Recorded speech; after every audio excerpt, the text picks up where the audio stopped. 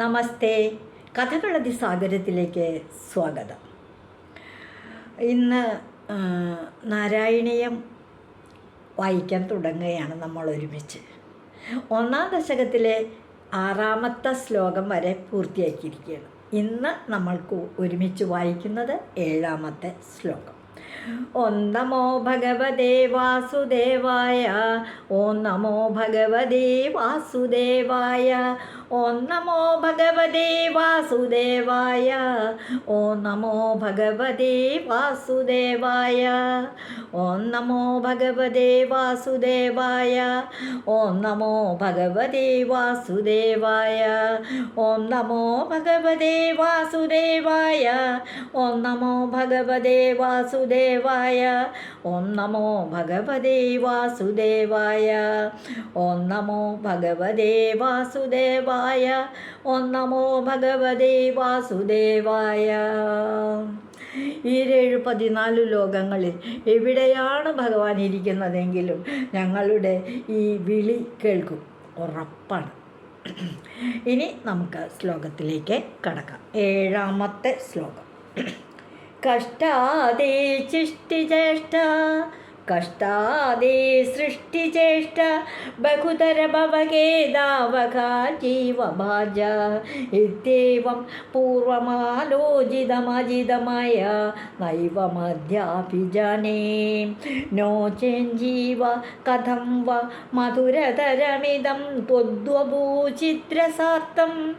നേത്രൈ ശ്രോത്രൈശ്ച പീത്വാ പരമരസസുധാംബോധിപൂരേ രമേരൻ.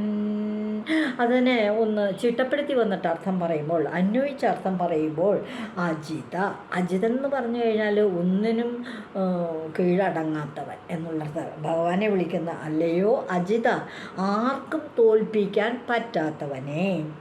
തേ ചേഷ്ട, സൃഷ്ടിചേഷ്ട കഷ്ടം. അങ്ങാണ് സൃഷ്ടികർമ്മം നടത്തുക. മഹാവിഷ്ണുവിൽ നിന്നുണ്ടായി തിരിഞ്ഞു വന്ന ബ്രഹ്മാവാണല്ലോ സൃഷ്ടികർമ്മം നടത്തുന്നത്. ആ സൃഷ്ടികർമ്മം നടത്തുന്നത് മഹാവിഷ്ണു തന്നെ. അങ്ങയുടെ ആ സൃഷ്ടികർമ്മം കഷ്ടം എന്നാണ് എനിക്ക് തോന്നിയിരുന്നത്. കാരണം അങ്ങ് സൃഷ്ടിക്കുന്ന ഈ പ്രപഞ്ചത്തിലെ എല്ലാ ജീവജാലങ്ങൾക്കും എന്തെന്ത് ദുരിതങ്ങളും കഷ്ടപ്പാടുകളും ഒക്കെയാണ്. നമ്മൾ നോക്കുമ്പോൾ ദുഃഖമില്ലാത്തവരാരുമില്ല, എല്ലാവർക്കും ബന്ധപ്പാടല്ലേ. അതുകൊണ്ട് അങ്ങയുടെ സൃഷ്ടിചേഷ്ട കഷ്ടം കഷ്ടം എന്നാണ്. ജീവഭാജാം, ജീവികൾക്കൊക്കെ ജീവഭാജാം കഷ്ടമാണ് എന്ന് എനിക്ക് തോന്നിയിരുന്നു. ബഹുതര ഖേദാവഹ എന്ന് വെച്ചാൽ വളരെ വളരെ എന്ന് വെച്ചാൽ അനേകം സംസാര ദുഃഖങ്ങൾ അനുഭവിക്കുന്നവരാണ്, ദുഃഖങ്ങൾ ഉളവാക്കുന്നതാണ്. ഇതി ഏവം എന്ന് പറഞ്ഞാൽ എന്നാണ്. മയാപൂർവമാലോചിതം, ഞാൻ ആദ്യം അങ്ങനെയാട്ടോ വിചാരിച്ചിരുന്നത്. ഈ ബ്രഹ്മാവും തന്നെ സൃഷ്ടിക്കുന്നവർക്കൊക്കെ ഉണ്ടല്ലോ കഷ്ടം, മഹാകഷ്ടം തന്നെ അങ്ങയുടെ സൃഷ്ടി. ആദ്യന ഏവം അഭിജാനെ, ഞാനിപ്പോൾ ഈ വിധമൊന്നുമല്ല ചിന്തിക്കുന്നത്. കാരണം ജീവ കഥംവ, ജീവികൾക്ക് ഈ സൃഷ്ടി നടത്തിയില്ലെങ്കിൽ ജീവികളുണ്ടാവും ഇവിടെ? ഇല്ല. പക്ഷെ ജീവികൾക്ക് ജീവൻ കഥ, ജീവികൾ എങ്ങനെയാണ് ഛിദ്രസാർത്ഥം മധുരതരം, എങ്ങനെ അവരുടെ മനസ്സിൽ സന്തോഷമുണ്ടാകുന്നത്? ചിത്തം, അവരുടെ മനസ്സ്, രസവും എന്ന് വെച്ചാൽ അവർക്ക് അറിവും ആനന്ദവും. ഈ ജീവികൾക്കൊക്കെ കഷ്ടവും ദുരിതവും ബന്ധപ്പാടും ഒക്കെ ഉണ്ട്. പക്ഷേ അവർക്ക് അവരുടെ മനസ്സിൽ സന്തോഷമുണ്ട്, അവർക്ക് അറിവും ഉണ്ടാകുന്നുണ്ട്. അതെങ്ങനെയാണ്? ഇതം ത്വദ്വപു, അങ്ങയുടെ ശരീരം കാണുമ്പോൾ ത്വദ്വപു, ത്വദ്വപു വെച്ചാൽ ത്വദ്വപു, അങ്ങയുടെ ശരീരം കാണുമ്പോൾ, അങ്ങയുടെ വിഗ്രഹം കാണുമ്പോൾ, ആ വിഗ്രഹം മനസ്സിലങ്ങ് ഓർമ്മ വരുമ്പോൾ ആരുടെ മനസ്സിനാ സന്തോഷമുണ്ടാകാതിരിക്കുക? എല്ലാവരുടെ മനസ്സിനും സന്തോഷമുണ്ടാകും. അത്യന്തം കൗതുകപ്രദമായ അവിടുത്തെ ആ ശരീരം, ആ കാർമേഘവർണ്ണത്തിലുള്ള അവിടുത്തെ ആ ശരീരം കണ്ടാൽ പരമരസ സുധാം ബോധിപൂരേ രമേ. എന്താ ഈ പറയുന്നത്? പരമാനന്ദമാകുന്ന പരമരസസുധ, സുധ എന്ന് പറഞ്ഞാൽ അമൃത് തന്നെ.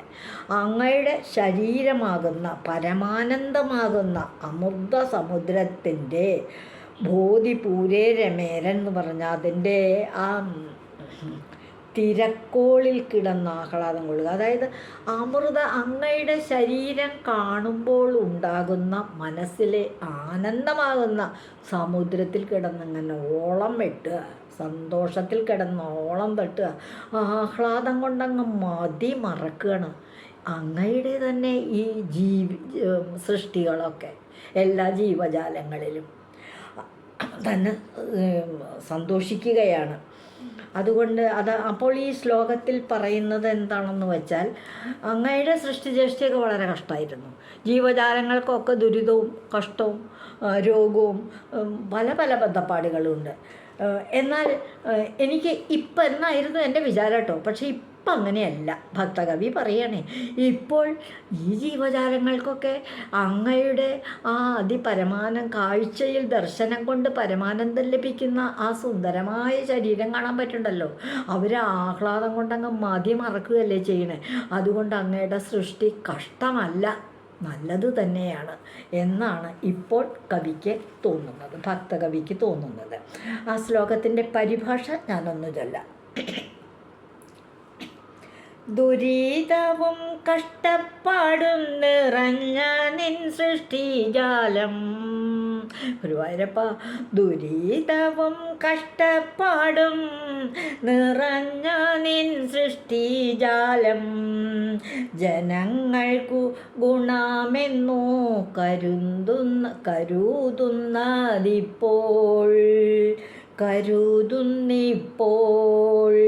ദുരിതവും കഷ്ടപ്പാടും നിറഞ്ഞ നിൻ സൃഷ്ടിജാലം, ജനങ്ങൾക്കു ഗുണമെന്നോ കരുതുന്നിപ്പോൾ.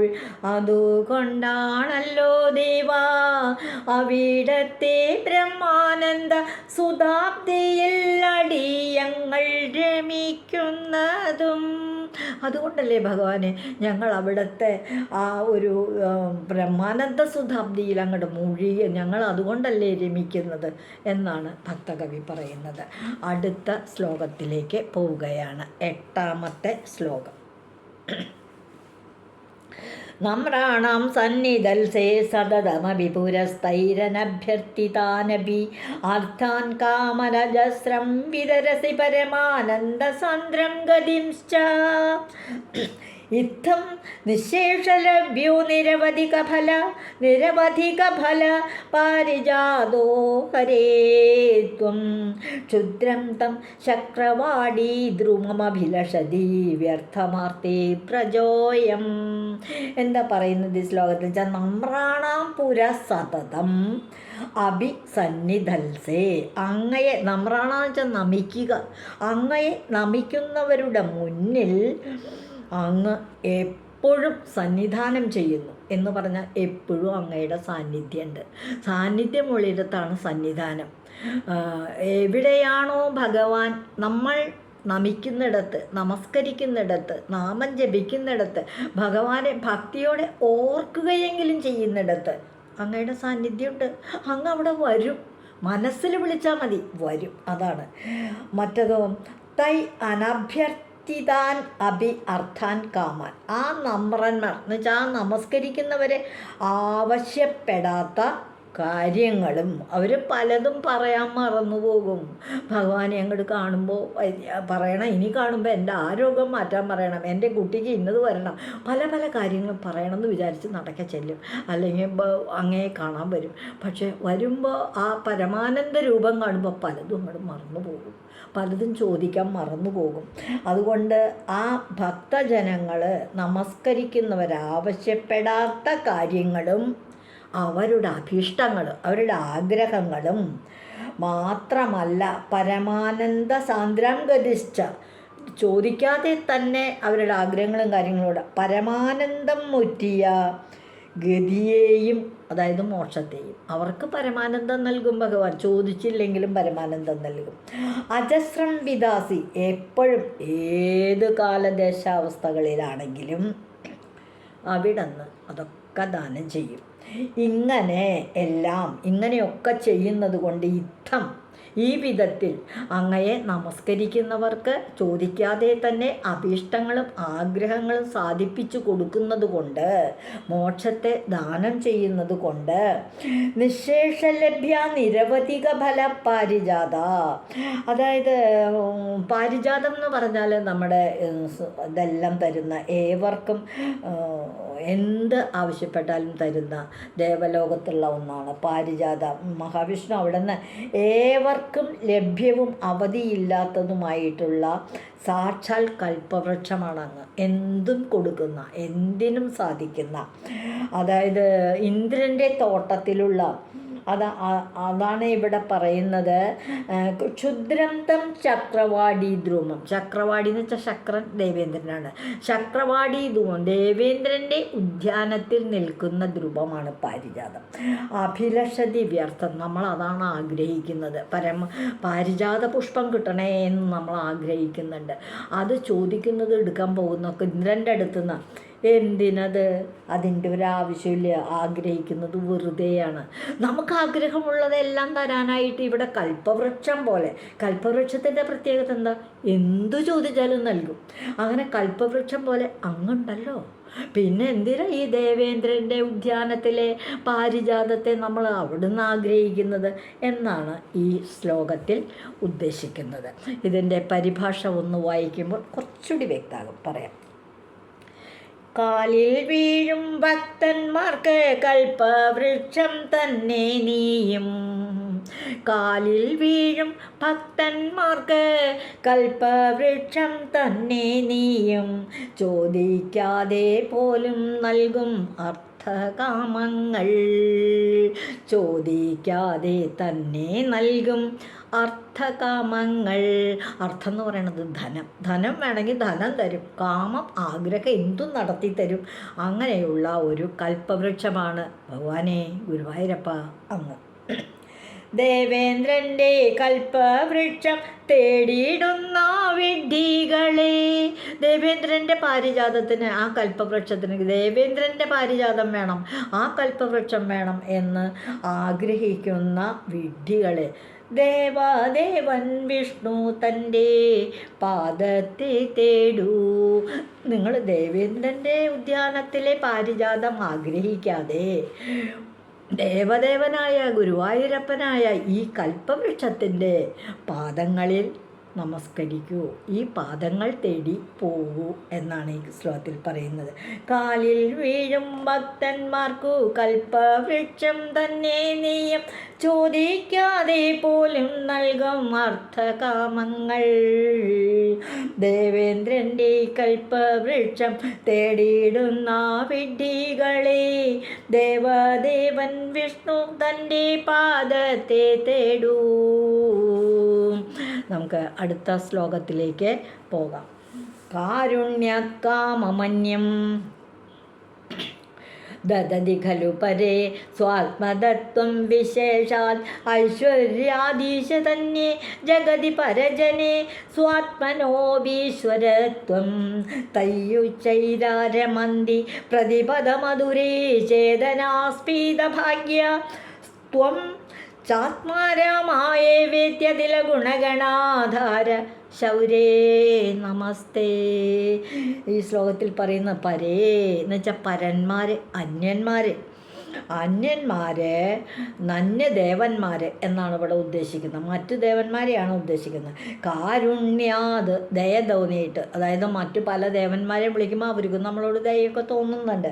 ആ ദയ ഹേതുവായിട്ട് അന്യം കാമന്തതികലു, മറ്റു വല്ല അഭീഷ്ടവും കൊടുക്കുന്നുണ്ടല്ലോ. മറ്റു പല ആഗ്രഹങ്ങളും പല ദേവന്മാരും പലർക്കും കൊടുക്കുന്നുണ്ട്. ത്വം വിശേഷാത് സ്വാത്മധ, അങ്ങാകട്ടെ വിശേഷിച്ച്, അതായത് അസാധാരണ കാരുണ്യത്താൽ, സാധാരണ ദേവന്മാരെ വിളിക്കുന്ന ഒരു കാരുണ്യങ്ങൾ അതുപോലെയല്ല എന്ന് പറഞ്ഞാൽ മറ്റ് ഏതൊരു ദേവന്മാരെക്കാളും കൂടുതലായിട്ട് കാരുണ്യത്തോടുകൂടി തൻ്റെ ഭക്തജനങ്ങളെ കാത്തു രക്ഷിക്കുന്നത് ഗുരുവായൂരപ്പനാണ്. എന്നാണ് പറയുന്നത്. മറ്റുള്ളവർ, അതായത് മറ്റു ദേവന്മാരെ ഐശ്വര്യം എന്ന് പറഞ്ഞാൽ എല്ലാ സമ്പൽ സമൃദ്ധി, ഈശ്വരത്വം, സമത്വം എന്നൊക്കെ കരുതാം. അതൊക്കെ ഹേതുവായിട്ട് ജഗതി പരജനേ ഈശതെ, ലോകത്തിൽ മറ്റുള്ളവരുടെയൊക്കെ വിഷയത്തിൽ, മറ്റാൾക്കാരുടെയൊക്കെ കാര്യത്തിൽ ത്വം സ്വാത്മന അഭി ഈശ്വര, സ്വാത്മാവിനു കൂടിയും, അതായത് തനിക്ക് തന്നെയും ഈശ്വരനാകുന്നു. ത്വം അവിടുന്ന് സ്വാത്മാവിനു കൂടിയും ഈശ്വരനാകുന്നു. നമുക്ക് മാത്രമല്ല, അദ്ദേഹം തന്നെ ഈശ്വരനാണ്. ഉച്ചൈ ആരമന്തി എന്തെന്നില്ലാത്ത ആഹ്ലാദം, പ്രതിപതു മധുരേ ത്വയി, അടിക്കടി ആസ്വാദ്യനായിത്തീരുന്ന അങ്ങയെ വിഷയമാക്കിക്കൊണ്ട് എന്തെന്നില്ലാത്ത ആഹ്ലാദം കൊള്ളുന്നു. അവിടെ നിന്നാകട്ടെ ആത്മാരാമൻ തന്നെയാണ്. അതായത് തന്നെത്താനെ ആത്മാരാമൻ അത്രേ. അങ്ങയുടെ ഇത് കേൾക്കുമ്പോൾ നമുക്ക് കേൾക്കുന്നവർക്കെല്ലാം അത് അതില ഗുണഗണാധാര ശൗരേ തേ നമസ്തേ. ഇപ്രകാരം അനുപമങ്ങളായ, ഉപമിക്കാൻ പറ്റാത്തതായ അനേകം ഗുണഗണങ്ങൾക്ക് ആസ്പദമായിട്ടുള്ള ശൗര്യം. അങ്ങയുടെ ഗുണഗണങ്ങൾ മറ്റ് പല ഗുണഗണങ്ങളും, എല്ലാ ദേവന്മാരും നല്ലവർ തന്നെ, നമ്മുടെ ദുഃഖങ്ങൾ തീർക്കുന്നു, കഷ്ടതകൾ തീർക്കുന്നു. പക്ഷേ അങ്ങയ്ക്ക് ഭക്തജനങ്ങളോട് തോന്നുന്ന അത്ര കാരുണ്യം മറ്റ് ദേവന്മാർക്കില്ലെന്ന് ഭക്തകവി ഇവിടെ പറയുകയാണ്. ഉപമിക്കാൻ പറ്റാത്ത അത്ര ഗുണശീലങ്ങളുള്ള ആളാണ് ഭഗവാനെ ഗുരുവായൂരപ്പ അവിടുന്ന്. ഇപ്രകാരം അനുപമങ്ങളായ അനേകം ഗുണങ്ങൾക്ക് ആസ്പദമായിട്ടുള്ള ശൗരേ, അങ്ങേക്ക് നമസ്കാരം. എന്താ ഈ ശൗരൻ എന്നുള്ള പേര് വരാൻ കാരണം, ശൂരസേനൻ്റെ വംശത്തിൽ ജനിച്ച, യദുവംശത്തിലൊരു രാജാവാണ് ശൂരസേനൻ. അദ്ദേഹത്തിൻ്റെ ആ വംശത്തിൽ ജനിച്ചതുകൊണ്ട് ശ്രീകൃഷ്ണനെ, ഗുരുവായൂരപ്പനെ ശൗരേ എന്നുള്ള ഒരു പേരുകൂടി പറയുന്നു. ഭഗവാൻ എന്നുള്ള പേരുകൊണ്ട്, ഭഗവാനെ അങ്ങ് തന്നെയാണ് ഈ ഭഗവാൻ എന്നുള്ള പേരിന് അർഹൻ. എന്താണ് ഭഗവാൻ എന്നുള്ള പേര് അങ്ങേക്ക് ലഭിക്കാനുള്ള കാരണം എന്ന് അടുത്ത ശ്ലോകത്തിലാണ് പറയുന്നത്. ഈ ശ്ലോകം ഞാൻ ഒന്നുകൂടെ വായിക്കുകയാണ്. കാരുണ്യത് കാമമന്യം ദദതി ഖലു പരേ സ്വാത്മദസ്ത്വം വിശേഷാത് ഐശ്വര്യാദീശ ധന്യേ ജഗതി പരജനേ സ്വാത്മനോബീശ്വരത്വം തയ്യുച്ചൈരമന്തി പ്രതിപതി മധുരേ ചേതനാസ്പീതഭാഗ്യ ത്വം ചാത്മാരാമായേ വേത്യതുല ഗുണഗണാധാര ശൗരേ നമസ്തേ. ഈ ശ്ലോകത്തിൻ്റെ മലയാളത്തിലേക്കുള്ള ആ പരിഭാഷ ഒന്ന് വായിക്കാം. അത് വായിക്കുമ്പോൾ കുറച്ചുകൂടി വ്യക്തമാണ്. കാരുണ്യത്താൽ വരം നൽകും ദേവഗണം, ദേവന്മാരുടെ കൂട്ടം, എല്ലാ ദേവന്മാരും കാരുണ്യം നമ്മളോട് തോന്നുമ്പോൾ, നമ്മൾ ഭജിക്കുമ്പോൾ നമുക്ക് വരം നൽകും. ശ്രീഹരിയോ, എന്നാൽ ശ്രീഹരിയായ അങ്ങോ ഭഗവാനെ തന്നെ നൽകിയിടുന്നു ഭക്തലോകർക്കായി. എന്നാൽ ഗുരുവായൂരപ്പൻ ചോദിക്കുന്നതും തരും, ചോദിക്കാത്തതും തരും, തന്നെയും നൽകും. എന്ന് പറഞ്ഞാൽ ഭക്തന്മാർക്ക് അദ്ദേഹം ദാസനായി വാഴും. ഇനി പുറകിൽ വരുന്ന ദുർവാസാവ് ഓടിച്ചിട്ടപ്പോൾ അംബരീഷനെ രക്ഷിച്ചത്, അതുപോലെ ഓരോരുത്തരും പൂതനെ രക്ഷിച്ചത്, ഓരോരുത്തർക്കും ഓരോരോ വിധത്തിലും ഭഗവാന്റെ സാന്നിധ്യം അനുഭവപ്പെടുന്നത്, മോക്ഷം നൽകുന്നത്, അതാണ് ഉദ്ദേശിക്കുന്നത്. കാരുണ്യത്താൽ വരം നൽകും ദേവഗണം ശ്രീഹരിയോ തന്നെ നൽകിയിടുന്നു ഭക്തലോകർക്കായി. സർവചരാചരങ്ങൾക്കും ഈശ്വരനാം ശ്രീകൃഷ്ണ നിൻ സന്നിധിയിൽ ഭക്തിപൂർവം നമിക്കുന്നു ഞാൻ അങ്ങയുടെ സന്നിധിയിൽ അങ്ങയുടെ പാദങ്ങളിൽ നമസ്കരിക്കുന്നു. അടുത്ത ശ്ലോകം ഈ ദശകത്തിലെ ലാസ്റ്റ് ശ്ലോകമാണ്, 10ാമത്തെ ശ്ലോകമാണ്. ഐശ്വര്യം ശങ്കരാദീശ്വര വിനിമയനം വിശ്വതേജോഹരണാം തേജസംഹാരി വീര്യം വിമലമഭി യശോനി സ്പൃഹൈച്ഛോപഗീതം അംഗ സംഗ സദാ ശ്രീരഖില വിദസിന ക്വാഭിദേ സംഗവാർത്ത തദ്വാദാകാരവാസിൻ മുരഹര ഭഗവത്ശബ്ദമുഖ്യാശ്രയോസി. അതായത് ഐശ്വര്യം അവിടത്തെയാണ് ഐശ്വര്യം. അവിടുത്തെ ഐശ്വര്യം എന്നുവെച്ചാൽ ഈശ്വരത്വം, അങ്ങയുടെ ആ ദിവ്യത്വം.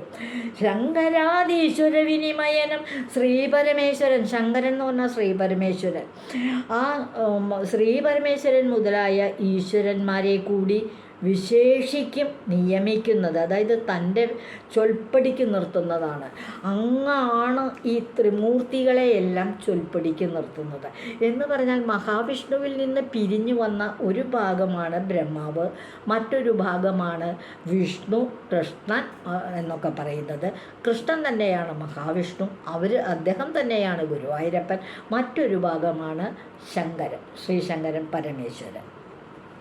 വീര്യം തേജോഹരാണാം, വീര്യം വിശ്വതേജോഹരാണാം തേജസ്സംഹാരി, അവിടുത്തെ വീര്യം, അവിടുത്തെ ഉശിര് സർവ തേജസ്സുകളെയും പിടിച്ചടക്കുന്നവരുടെ, അതായത് സൂര്യൻ അഗ്നി പ്രഭൃതികളുടെ സൂര്യപ്രകാശം സൂര്യൻ പിടിച്ചടക്കുക തേജസ്സിനെയും കീഴ്പ്പെടുത്തുന്നതാണ്. അങ്ങയുടെ പ്രകാശത്തിന് മുമ്പിൽ സൂര്യപ്രകാശം ഒന്നുമല്ല.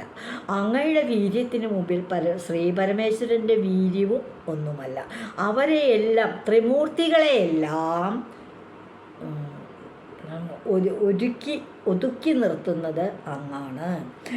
നിസ്പ്രൈഹൈച്ച ഉപഗീതം വിമലം യശ അഭി എന്ന് വെച്ചാൽ സംശുദ്ധമായ യശസ്, പവിത്രമായ യശസ്.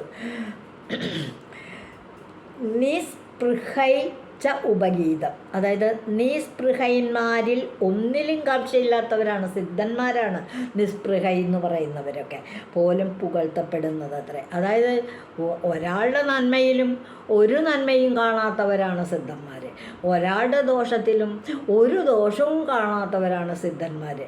അവർ പോലും അങ്ങയുടെ ഗുണഗണത്തെ പുകഴ്ത്താതെ വയ്യ അവർക്ക്. സിദ്ധന്മാർ ആരുടെയും ഗുണവും ദോഷവും ഒന്നും ശ്രദ്ധിക്കാത്തവരാ. പക്ഷേ അവർ പോലും അങ്ങയുടെ ഗുണഗണങ്ങളെ കണ്ടില്ലെന്ന് വയ്ക്കാൻ പറ്റുന്നില്ല, അവരും പുകഴ്ത്തുകയാണ്. അഖില വിത്ത് അസി എന്ന് പറഞ്ഞാൽ സർവജ്ഞനാകുന്ന അങ്ങ് സംഘവാർത്താതി, ആസക്തിയുടെ കഥ പോലും അങ്ങേക്ക് നാക്വാബി അഭി ഒന്നിലുമില്ല. അങ്ങ് സർവജ്ഞനാകുന്നു. ആസക്തിയുടെ കഥ, ആസക്തി എന്ന് പറഞ്ഞാൽ അത്യാഗ്രഹം, എന്തെന്നില്ലാത്തൊരു മോഹം, അതൊന്നും അങ്ങയ്ക്ക് ഒരു കാര്യത്തിലും ഇല്ല, ആസക്തിയില്ല.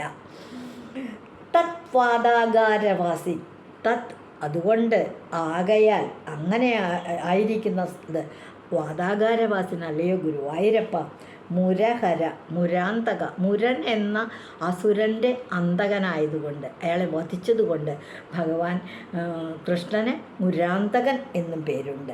അവിടുന്ന് ഭഗവാൻ എന്ന പേരിന് പ്രധാന ആശ്രയമാണ്. അങ്ങേക്ക് ചേരുന്ന പേരാണ്, അർത്ഥവത്തായ പേരാണ്. അങ്ങ് വാസ്തവത്തിൽ ഭഗവാൻ തന്നെയാണ്. എന്താണ് ഈ ഭഗവാൻ എന്നുള്ള ആൾക്ക് ഭഗവാനുണ്ടായിരിക്കേണ്ട ഗുണഗണങ്ങൾ എന്ന് നോക്കാം. ഐശ്വര്യം വേണം, അതങ്ങേക്കുണ്ടല്ലോ. പിന്നെ വീര്യം അസലായിട്ടുണ്ട്. പിന്നെ യശസ്, അങ്ങേക്ക് യശസ്സും അഭിവൃദ്ധിയും പുകഴും ഒക്കെ ഇല്ലേ, ധാരാളം. പിന്നെ ശ്രീ എന്ന് പറഞ്ഞാൽ ഐശ്വര്യം. ശ്രീ മഹാലക്ഷ്മി അല്ലേ അങ്ങയുടെ പത്നിയായിട്ട് കൂടെ വസിക്കുന്നത്. ജ്ഞാനം, അറിവ്, അങ്ങയോളം അറിവ് ലോകത്ത് ആർക്കുണ്ട്? ഒന്നുമില്ല. പിന്നെ വിജ്ഞാനം, വിജ്ഞാനം എന്ന് പറഞ്ഞാൽ ജ്ഞാനം, വിജ്ഞാനം, ജ്ഞാനം അറിവ്. വിജ്ഞാനം എന്ന് പറയുന്നത് വൈരാഗ്യങ്ങളെയാണ്. വൈരാഗ്യം തമ്മിൽ തല്ലുന്ന വൈരാഗ്യങ്ങളല്ല. നമുക്ക് മോഹം തോന്നിപ്പിക്കുന്ന, നമ്മളെ ആകർഷിക്കുന്ന കാമാർത്ഥ ലാഭങ്ങളോട്, അതായത് കുറേ പണം വേണം, കുറേ ബംഗ്ലാവ് വേണം, വണ്ടി വേണം, വെള്ളം വേണം, അങ്ങനെയൊക്കെയുള്ള ആർഭാട ജീവിതത്തോട് മടുപ്പുണ്ടാകുന്നതാണ്. ആസക്തി ഇല്ലാത്തതാണ് വൈരാഗ്യം. എനിക്ക് എല്ലാ കാര്യത്തിലും അയാൾക്കൊരു വൈരാഗ്യമാണെന്ന് പറഞ്ഞാൽ എതിർപ്പ് എന്നുള്ള അർത്ഥത്തിലല്ല എടുക്കുന്നത്, ഒരു മടുപ്പാണ്. അതിനോടൊരു ആർത്തിയില്ല, മോഹങ്ങളോട് ആർത്തിയില്ലാത്തവർ, അതാണ് വൈരാഗ്യം. എന്നിവയുടെ കൂട്ടത്തെയാണ്, ഇതെല്ലാം കൂടി ചേർന്നൊരു കൂട്ടത്തെ. എന്തൊക്കെയാണ്? ഐശ്വര്യം, വീര്യം, യശസ്, ശ്രീ, ജ്ഞാനം, വിജ്ഞാനം, വൈരാഗ്യം. വിജ്ഞാനം, വിജ്ഞാനം, വൈരാഗ്യം എന്ന് പറയുന്നത് വിജ്ഞാനം തന്നെ. ഇവയുടെ ഒരു കൂട്ടത്തെ ഒന്നിച്ച് പറയുന്ന പേരാണ് ഭഗം. ഭഗം, ആ ഭഗം ഉള്ള വ്യക്തിയാണ് ഭഗവാൻ. അതിന് യോഗ്യൻ ഗുരുവായൂരപ്പൻ തന്നെയാണ്. അപ്പോൾ അങ്ങയിൽ ഈ പറഞ്ഞ ഭഗം ഉണ്ടങ്ങേക്ക്, ഈ പറഞ്ഞ പ്രത്യേക ഗുണഗണങ്ങളൊക്കെ ഉണ്ട്. അതുകൊണ്ട് അങ്ങ് ഭഗവാനാണ്, ആ പേരിന് അർഹനാണ് എന്ന് മഹാകവി, ഭക്തകവി സമർത്ഥിക്കുകയാണ്. ഈ ശ്ലോകത്തിൻ്റെ പരിഭാഷ ഒന്ന് പാടുകയാണ്. ഹരാനെയും ഭരിക്കുന്നോരൈശ്വര്യവീര്യവും ഭക്തർ ഭജിക്കും ശ്രീ യശോ ജ്ഞാന തേജസ്സുമായി. ഹരനെ, അതായത് മഹാദേവനെ പോലും ഭരിക്കുന്ന അത്ര വീര്യമുള്ള ആളാണ് ഭഗവാൻ, വിഷ്ണു. അങ്ങ് ഗുരുവായൂരപ്പ അങ്ങ് അവിടെ നിന്ന് ഭക്തർ ഭജിക്കും. സ്ത്രീ, എല്ലാ ഭക്തജനങ്ങളും മഹാലക്ഷ്മി വരണേ, മഹാലക്ഷ്മി വരണേ, പണം ഉണ്ടാവണം എന്ന് ഭജിക്കും. ആ മഹാലക്ഷ്മിയും അങ്ങേക്കുണ്ട്. യശോ ജ്ഞാന തേജസ്സുമായിട്ട്. ജ്ഞാനം അറിവുണ്ടാകുന്നു, വിജ്ഞാനം ഗുരുവായൂർ പുരി തന്നിൽ മരുവുന്ന ദേവ. അങ്ങ് ഭഗവാൻ തന്നെയാണെന്ന് ഭക്തകവി സമർത്ഥിക്കുകയാണ്. ഹരനെയും ഭരിക്കുന്നോരൈശ്വര്യവീര്യവും ഭക്തർ ഭജിക്കും ശ്രീ യശോ ജ്ഞാന തേജസ്സുമായി. ഗുരുവായൂർ പുരി തന്നിൽ മരുവുന്ന ദേവദേവ, ഗുരുവായൂർ പുരി തന്നിൽ മരുവുന്ന ദേവദേവ. ഭവാൻ മാത്രം ഭഗവാനെന്നറിയുന്നു ഞാൻ, ഭവാൻ മാത്രം ഭഗവാനെന്നറിയുന്നു ഞാൻ. അങ്ങനെ നമ്മളുടെ ഈ സമ്പൂർണ്ണ നാരായണീയ പാരായണ യജ്ഞത്തിൽ ആദ്യത്തെ ഒരു ദശകം നമ്മളിപ്പോൾ പൂർത്തിയാക്കി. ഇന്നത്തെ ഈ ഒരു ദശകം നമ്മൾ ഭഗവാനെ, ഗുരുവായൂരപ്പനെ സമർപ്പിക്കുകയാണ്. സർവത്ര ഗോവിന്ദനാമ സങ്കീർത്തനം, ഗോവിന്ദ ഗോവിന്ദ. ശ്രീ ഗുരുവായൂരപ്പ ശരണം. ഓം നമോ ഭഗവതേ വാസുദേവായ. ശ്രീ തൃക്കളത്തൂരപ്പ ശരണം. നിങ്ങൾക്ക് ഈ നാരായണി, നിങ്ങളോടൊപ്പം നാരായണീയം ഒരു പ്രാവശ്യം പാരായണം നടത്തുമ്പോൾ എനിക്ക് ഏറെ ആഹ്ലാദമുണ്ടാകുന്നു. നിങ്ങൾക്കും എന്തെങ്കിലും ഒരു സന്തോഷമുണ്ടെങ്കിൽ കമൻറ്റ് വഴി അറിയിക്കണം കേട്ടോ. നിർത്തട്ടെ.